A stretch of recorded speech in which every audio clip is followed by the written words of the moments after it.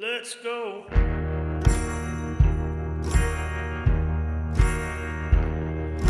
Come on in, let's go to where the pictures show, where the hero wins and the monster grins, and everybody knows that face up in those bright projector lights.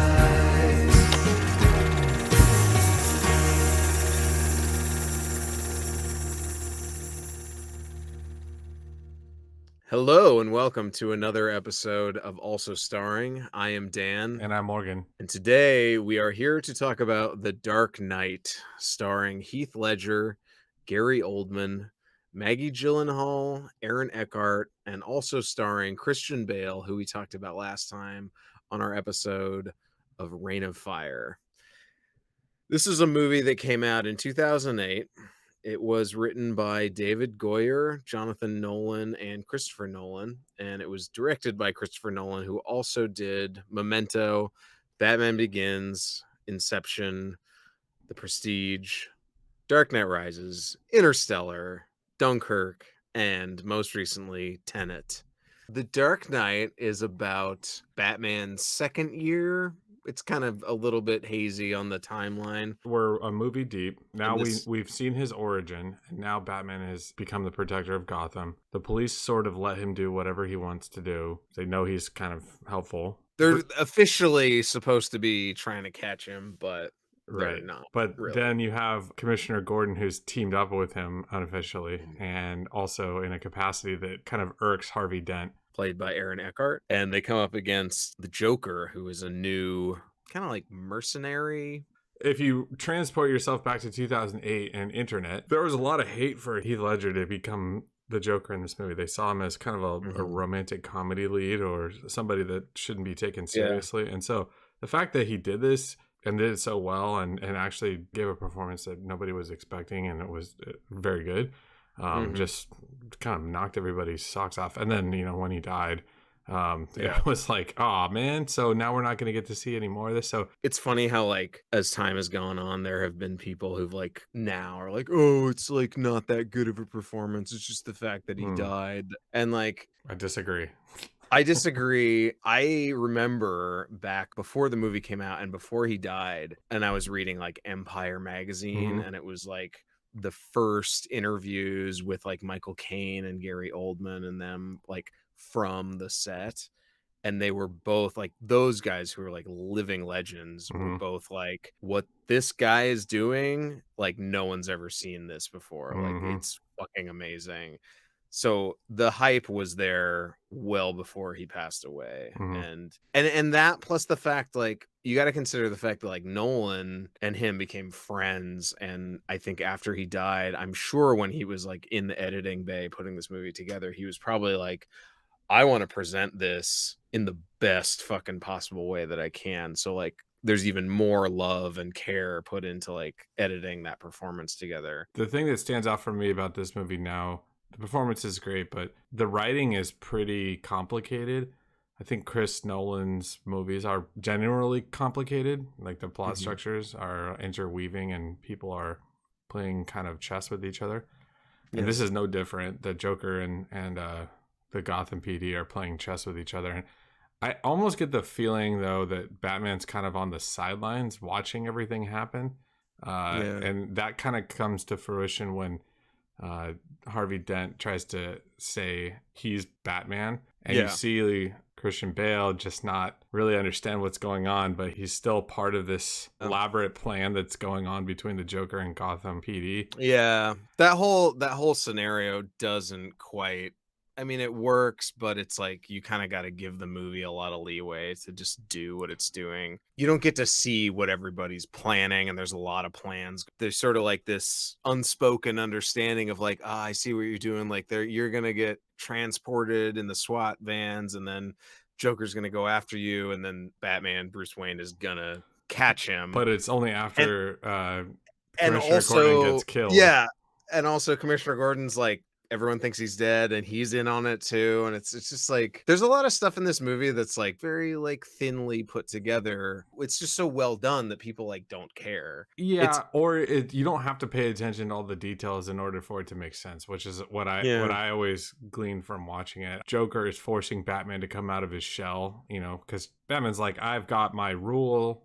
I don't kill anybody, I know what to do. But then Joker disarms him by saying, well, okay, if you're just gonna be beating criminals up, then go ahead and try to beat me up, see what happens. Yeah. And he does. Yeah. He tries to beat him up, and he can't. And he just laughs at him. And so Joker's like forcing him to do something like way out of his comfort zone, and he can't cope with that. So then he's like, "I know what I have to do. I just have to stop being Batman and shut this whole thing down. Like, this is crazy." Mm-hmm. And it's the old adage of, what creates the villain? Is it the strength of the hero that creates the villain, or is it, the villain is natural in the world? And most artists tend to point towards, if there's a strong hero, then there's a natural rise against that power. An adversary. Mm-hmm. And an unstoppable force meets an immovable object is what the Joker says at the end to Batman. Mm-hmm. It's very smartly written. I mean, what you were saying about the one rule and everything, like, it's so well thought out that you see it reflected in scenes like Batman just goes after Maroni because he's like, I need to find the Joker, and he's holding him over the edge of this building, and he's like, well, where is he? And Maroni's just like, I know you're not going to drop me. Like, I know, I'm like, we're all wise to your act. Like, you don't kill people. So like I'm fine. Like, you're not gonna kill me. Yeah, the Joker's gonna kill me if I tell him. So I'm not gonna. He has the power now. Mm-hmm. He ends up dropping him off the building and breaking his legs. That's a pretty good moment. Mm-hmm. It's an interesting movie structurally, because like I remember when I watched it the first time in the theater, I thought the movie was almost over during the truck flip scene. Mm-hmm. I was like, oh yeah, like we got to be getting close to the end, and that's like halfway through. It's not even close. Yeah, it's ridiculous. I think what it is the second act is very long. I definitely say that Nolan improved with Dark Knight Rises, where that movie is even longer than this one, but it feels shorter. I think this one kind of drags a little bit, especially towards the end. And how did you feel about the switch from made up Gotham City and Batman Begins to using Chicago? I like it a lot. I mean, I'm not going to say it's what I want every time out of like a Gotham. I mean, I enjoy like the Tim Burton fantastical looking thing too, but bringing it into like a real world setting, I thought was just so brilliant. Like, it just made everything feel so much more like there was actual stakes, like it felt like a real thing. Kevin Smith compared it, he was like, it's like Heat, but there's a guy in like a Batman costume in it, That's true. What about the fact that a trilogy is kind of disjointed in a way, because you have the first movie have this kind of, I wouldn't say it's Tim Burton like level, but it's definitely a little bit more, made up feeling. There's a lot more smoke and a lot more color in the first movie than there is in this one. This one's definitely obviously more realistic looking, but when they're in like the slum area especially, and the nightmare gas is like released along everybody, it's like very almost supernatural looking, and you don't get that at all in this movie at all. And all that stuff was shot on like a sound stage, so it's like it feels like it looks very fake, and I think Batman Begins is very groundbreaking because no one had ever really done a very true to the comics like accurate portrayal, and it just was like so exciting to see it done super well. But like now when you watch it, it's like it feels kind of silly. I don't know, there's some just Batman like otherworldliness to it. Is not the best part of these movies to me at all.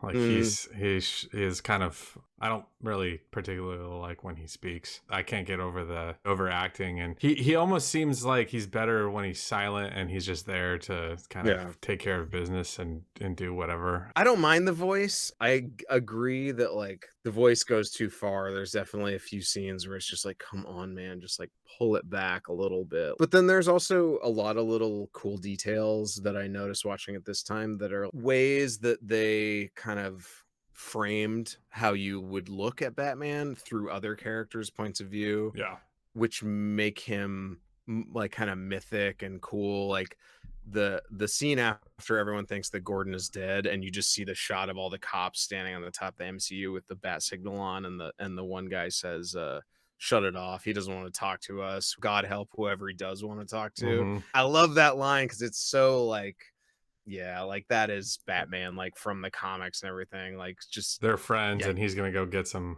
yeah. payback, right? He's out Yeah. there kicking ass right Hmm. now. Totally. Um, or like the scene when Dent is interrogating one of Joker's thugs, and he's like the schizophrenic guy, Hmm.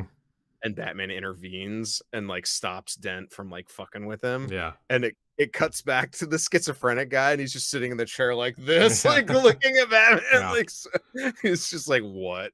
There's a lot of people who are like Christian Bale is the best Bruce Wayne, but he sucks as Batman. He's barely Bruce Wayne in this movie. He doesn't have a lot of Bruce Wayne stuff in this movie. He He's has some more good, in the he has next some good one. moments, but he's definitely more in Begins and in Dark Knight Hmm. Rises for sure. Yeah. And that's kind of why I like those ones maybe a little bit more. I don't know. Anytime anyone ever asks me to like rank my favorite comic book movies, I'm always just like the Dark Knight trilogy as number one, because like I can't. One is always above the other, and they're always moving around in my ranking. I had a quick question for you. I hope you can Okay, help me here out we go. here. Here we go. Here we go. What? So the opening bank robbery scene is very famous for being shot in what film format? IMAX? I think it was IMAX, right? Yeah. What? Why is it when I watch it on my TV, it doesn't crop the Oh, sides of the image? Why is it like totally normal looking on my TV and still looks great? why does it still look great? I don't know, because it's How come the great. sides aren't cropped off? You know, like this. You mean like a Zack Uh-huh. Snyder Why doesn't it look like movie? this all the time? Just questioning that little debate that we had about Justice League and I know. Zack Snyder's I decision to know go you with are. the weird IMAX format, apparently, that no one has at their house for a streaming service. And then I was But watching this and I thought to myself, this is a famous scene for having being shot in IMAX, and it looks great when it's cropped from the top and the bottom like that. So what was he thinking? when I first saw this in the theater, that first IMAX Mhm, shot mhm. going towards the window, I just remember as soon as that came on the screen, I was like, oh, I feel nauseous. Like, because I felt like I was up in the air, like flying over the city. Those IMAX screens are gigantic, and if you have really Yeah. good seats, like you're gonna feel it. So you mentioned the score. I mean, that's pretty much everyone's favorite score from the trilogy is this one, right? Like Hans Zimmer just kind of kills it. I actually like The Dark Knight Rises better, Oh, really? but like, whatever. You know, this one is awesome I for mean, sure. the musical choices for the wavering notes and the razor Yeah. blades on the strings or whatever they're doing to like make the sounds is just like so cool. In totality, I think this movie just stands like heads above most other Batman movies. Do you think that there would be any chance that we could see something this good come from Matt Reeves' Batman when it comes out?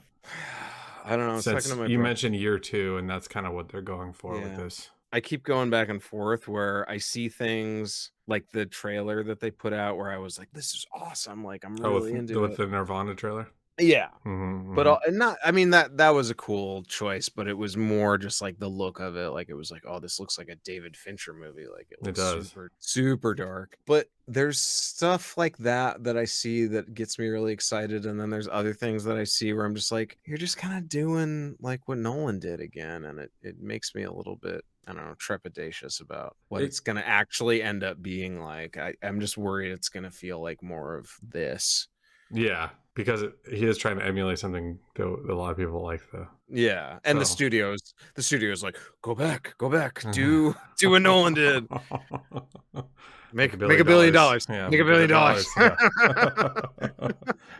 Yeah. That's true. I did see that there was another Joker movie that they're now greenlit. Wait, like a Joaquin Phoenix Uh-huh. Joker movie? Oh no. Yeah, because they made $1 billion. Yeah. Hopefully we get some more dancing stair scenes. That'd be cool. Fucking Not. God. We should just do that movie just so I can like bash the shit out of it. Sri really and I want often discuss like watching it again, and then we always come to the conclusion we're like, nah, we're not gonna watch Sounds it like again. sounds like a bad time. Yeah. Yeah, exactly. I've got a weird this could lead to an argument because it definitely led to an argument online for me one time. Is Mr. Reese Yes, I was gonna ask you that. Nolan's take on the Riddler? I mean, if it is, that's Christopher Nolan, he said, I don't want to do the Riddler because he's just like a lesser version of the Joker, like in terms of like the thematic elements that a character like that can bring. Warner Brothers was like, do Leonardo DiCaprio as the Riddler in the third one, and he was like, no, like we just did the Joker, like it's the same shtick, you know, it's puzzles and mysteries and traps and like, you know, that kind of thing. And that's why he went for Bane, because he was like, it's a different kind of villain. So wait, going back to mysteries. So here's my theory. And Is like, is that the only reason why you have the theory? Because his name kind of sounds like mystery. no, well, yeah. I mean, come on, like that's so on the nose. He's got like the red hair. He's got the same fucking like But hair Isn't, cut. isn't he It's supposed to be this, smart? And this guy, I mean, yeah, but Lucius basically put him in his place and with 3 lines of dialogue. yeah, but that's also like the Riddler, because the Riddler always like thinks he's smart and then gets punked. Like that's a Riddler trope. If he was like, okay, I'm gonna make 3 of these movies and I'm gonna do like the Joker and Harvey and Two-Face, and I'm gonna try to like hit all these major characters, and he's like, the Riddler, kind of an important villain, but also like kind of a joke and not really that important. I don't really have a lot of time to make him a major villain, but I could do a nod to him with this character who his name is Mysteries. He looks like the fucking Riddler, and he's obsessed with Batman's identity, which is like kind of one of the mainstays of like the Riddler in the comics too. Totally, yeah. But he's like such a dud actor. Like I feel like that would be so lame if this guy became some kind of, anyway, maybe. My theory is not that this guy is going to become the Riddler. My theory is that like this is Christopher Nolan going like, well, in my Batman universe, this is the Riddler, because like this he is has as much one time good idea and then gets shut down Yeah. by Lucius Fox in like 3 lines. And oh, maybe he's like, Riddler's stupid. See how dumb this guy is? Yeah. Okay. That's what I think. Okay. Yeah, I can see that. So there's the scene later on when Batman sacrifices his Lamborghini Aventador to save this guy's life, right? So that the hospitals, I guess, don't get blown up, but then they end up getting blown up anyway. But it's because Joker always lies. And he gives him a nod like, okay, see, don't fuck with me anymore. We're friends now or something. Is that what that nod was supposed to be? Like, I did you a solid, so now you can't go on TV anymore and tell everybody who I am.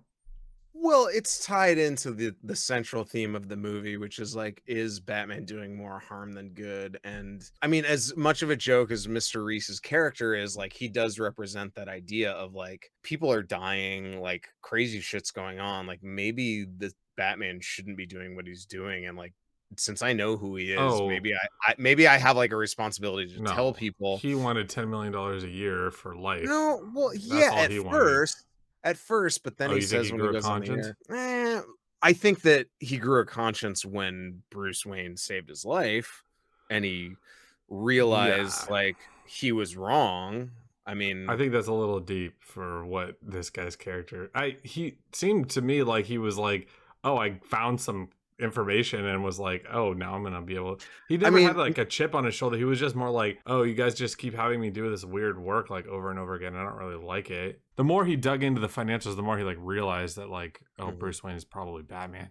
And then he asked for a bunch of money, but at no point was he like, Batman shouldn't be a part of Gotham, Batman shouldn't ever be a part of the society because X, Y, and Z. I don't agree with his methods. It's never really, it's just more like selfish. He does say that though on the talk show. Maybe you're right. Some shit goes down, so maybe you're right. Maybe exactly. Yeah. Maybe you're right though, and maybe like the character himself isn't that deep. But like that's the thing, is that with this movie and like a lot of Nolan movies, it's not just about the character, but what the character represents. And I think that Mr. Reese represents kind of like a voice of the city in a way.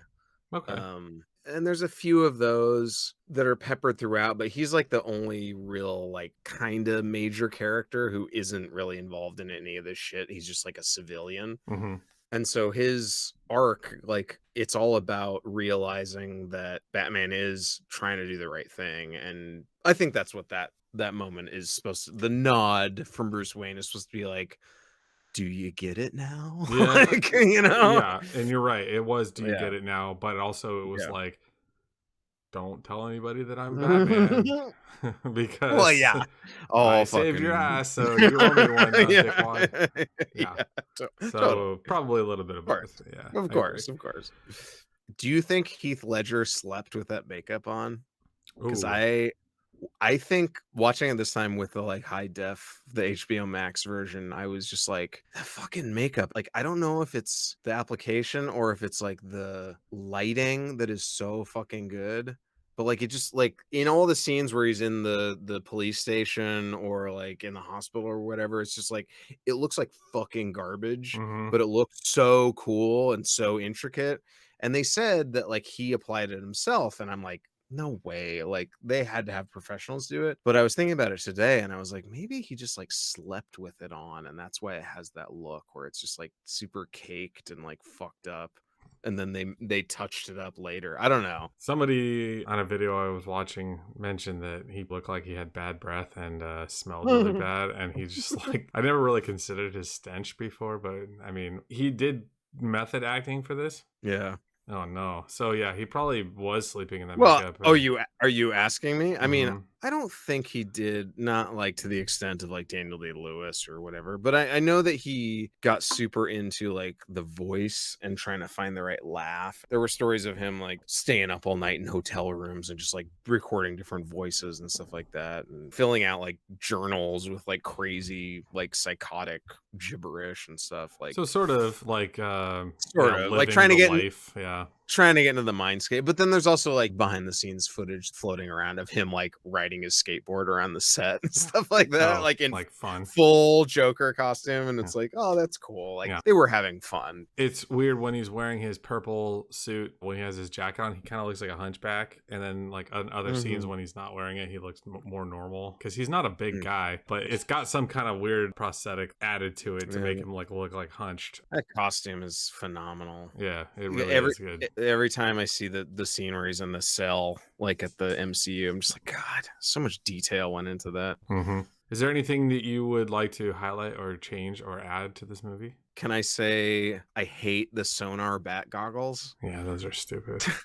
Fucking hate that part of the movie. Yeah, and They look stupid, and then like it looks like a video game, well, it kind of like looks like the picture a behind bad me video in game. my background right now. It's I see what it's you like mean. comic booky, right? It Like, looks more like a comic book, but it's just like it's not worth it it's because not good. No, I it's not. agree. They should have just had him like beating the shit out of people. It would have It been was like way more I think it was a entertaining. comment on the Patriot Act. For sure. I mean, all that stuff with that room with all the screens and stuff, like, Mhm. and Morgan Freeman's little bit about like, I'll help you this one time, but then I quit. There's cool stuff about it, but just like get rid of the stupid goggles. Like once he gets to that building, like just have him like fight people. Like you don't need that stupid shit. Oh, I forgot to add one more actor that took me out of the movie a little bit. The fact that they made the prisoner Devon, Tiny Zeus Lester. Mm, He's too famous. I like him. He is good. I like him too, but he's Yeah. too famous to be that role. It was too like weird. It was like a bunch of Yeah. no names and then that guy, and it's like we've been seeing this guy since the 80s. He just passed away this past year, actually. I get that the casting choice is weird, and yeah, and I could see why it would take you out. But They should have named him. They should have gave like if it was really Arkham that they were like evacuating, they should have gave him like like make him Killer Croc or yeah, something. something like that, Yeah. right? Like been like, oh yeah, this guy like just dropped the name and then you would have been like, oh okay, cool. Like the guy that Yeah. we recognize, we know who he's gonna end up being Yeah. or whatever, right? He's somebody. Yeah, that would have been better, but it was just like so like too random. I like the triage scenes after he blows up the hospital and it's like Gordon in the triage tents. They're very brief and it's a very small part of the movie, but I do just love the feeling that they add to it where it's like you feel like the desperation and like the city's like at war or whatever. No. One last thing and then I'm done. Gary Oldman is like the secret weapon of this whole trilogy, in my opinion. The soft-spoken Commissioner Gordon. So good. And like never You like that? You like that better than let's see, who have we had before? Oh my God, he's better than anybody else who's ever been Gordon, for sure. I mean, to me, James Gordon is like the James Gordon from Frank Miller's Year One. Year One, like yeah. That is the ultimate Like, version. clean And up the city. Mm-hmm. yeah, and like Annie is kind of soft spoken and kind of nerdy with the glasses and the mustache. He's so soft spoken. Sometimes I'm like, what the fuck did he just say? He was originally not interviewed, but auditioned to be Scarecrow. I think that's what Nolan wanted him to be. He's a natural villain, and he should have been a villain. I think that's. No, I disagree. I think we missed he made something this good. I think he You missed. prefer Cillian Murphy? Well, not necessarily, but like I think that what we got out of Gordon with him is like worth way more than anything we could have gotten out of Scarecrow. And I think it was a smart move on Gary Oldman's part to be like, I know what you want me to do, but I want to do this other thing because I think it's more interesting and I think I can like do something different. I And think I think he Batman's did. defined by his villains so much so though that and they're the best part of Batman for sure. And so like to put your horsepower where like that is, I think that would have been cool to see. I do remember hearing that he wanted to be Scarecrow. So I thought that would have been diabolical. That would have been good. Bam, pow, flap. That was The Dark Knight. And you can listen to this on Apple Podcasts, on Spotify. We also have shorter versions of the episodes on YouTube. And you should follow us on Instagram. Yes. And don't forget to like- share, like, and subscribe. Yes. Cool. Thank you guys. Bye-bye. Bye. Well, you might recognize someone here tonight. Some thespian also starring in a movie that you like. Then face up in